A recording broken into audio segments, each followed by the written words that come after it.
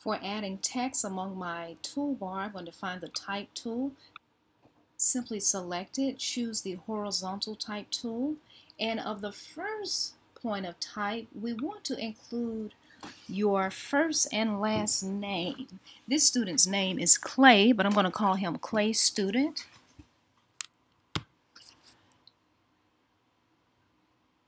And you can find an interesting font that you'd like to choose here. There's no particular font that you must use.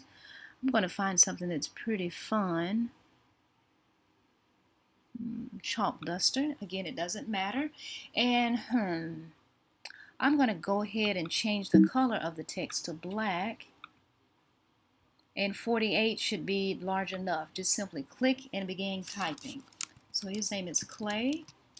And I'm going to give his last name as Student, but this should be your real last name. So your first and last name. And then we can look here among our panel, our properties, layers, and I can see that there's a text layer here.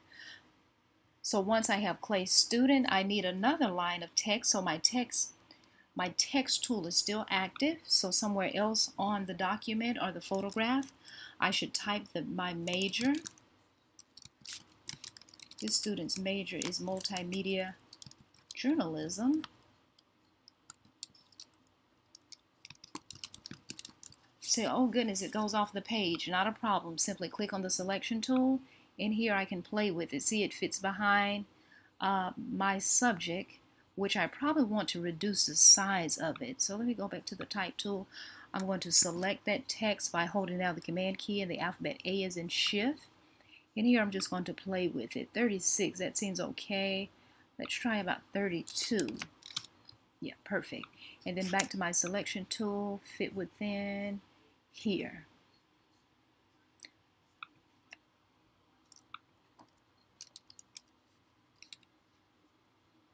And because the major is significantly smaller, it's 32, I want my, look at that, I'm trying to click on my first layer of my type and it will not allow me, so I can simply go among my layers, click on that layer, Clay Student, and type, and then I have it there. I'm going to select that text again, and I want it to just be a little bit smaller to match the size of the major text. That's 36. That works. Click back on my selection tool, play with it here. So I have the student's name, also the major, so you want to include your first and last name, your major, and then also we want an additional line of text for your hometown.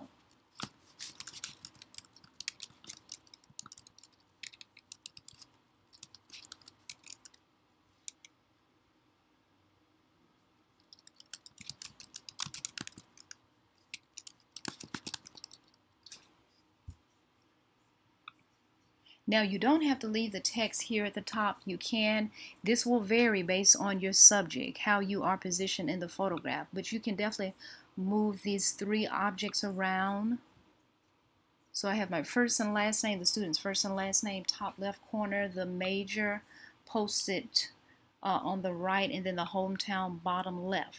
Now, regardless of where you position these text items, you do need three.